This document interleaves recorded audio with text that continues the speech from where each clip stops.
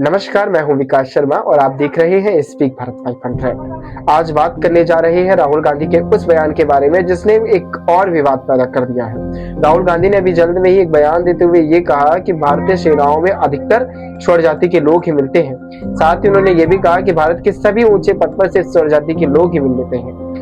आखिर मुझे एक बात समझ में नहीं आई, जिनके परदादा इस देश के प्रधानमंत्री रहे हो, जिनकी दादी ने इस देश के प्रधानमंत्री की गद्दी को संभाला हो, क्या उन्हें इस बारे में ज्ञान नहीं है कि भारतीय सेनाओं में तो फिजिकल और मेरिट देखकर सिलेक्शन होता है? फिर आखिर वो ऐसा विवाद क्यों पैदा करना चाहते हैं देश में? आखिर वो देश की जनता को कौन सा मैसेज देना चाहते हैं? क्या वो भारतीय सेनाओं को क्या कमजोर करना चाहते हैं? ऐसे बयान देकर आखिर वो साबित क्या करना चाहते हैं? आरक्षण, उन्होंने अभी तक इस बयान को तो लेकर के काफी ज्यादा चर्चा करी कि प्राइवेट सेक्टर में भी आरक्षण होना चाहिए। आखिर किस लिए? क्या ये सभी नेता खुद को जिम्मेदार नहीं ठहराएंगे अगर आरक्षण आज भी इतने लंबे समय तक चल रहा है? आखिर उन्हें भारतीय सेनाओं में ही आरक्षण क्यों चाहिए? ये जानने के लिए आपको बिलावल भुट्टो का ये बयान सुनना होगा। के वजीर आजम के सामने उसके संसद में हमारे प्रोपेगेंडा बुलवा सकते हैं। तो सुना आपने? आखिर अब तो आप खुद ही समझ गए होंगे।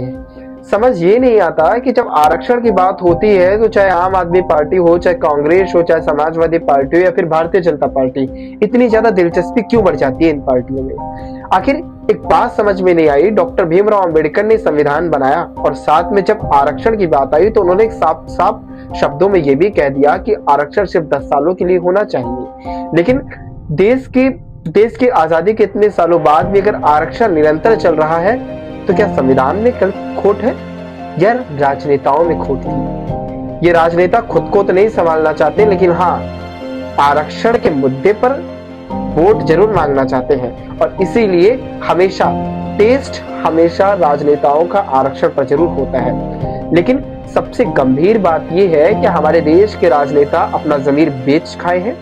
क्या उन्हें ये नहीं दिखाई देता कि जब आरक्षण को हम भारतीय सेनाओं में भी लागू करेंगे तो इसका असर आखिर क्या होगा? क्या ये भारत की सेना को कमजोर करने जैसा नहीं होगा?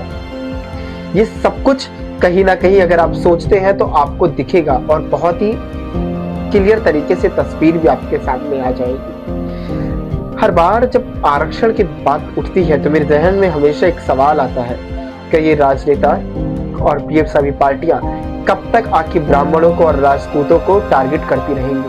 क्या ये पार्टियां कभी भी खुद को टारगेट नहीं करेंगे कि हमें इतने साल तक इस देश की जनता ने अगर गद्दी में बैठने का मौका दिया तो हमने कार्य क्या किया? जो आरक्षण इतने सालों में कम हो जाना चाहिए था, आखिर वो आरक्षण इतने लंबे समय तक बढ़ा क्यों?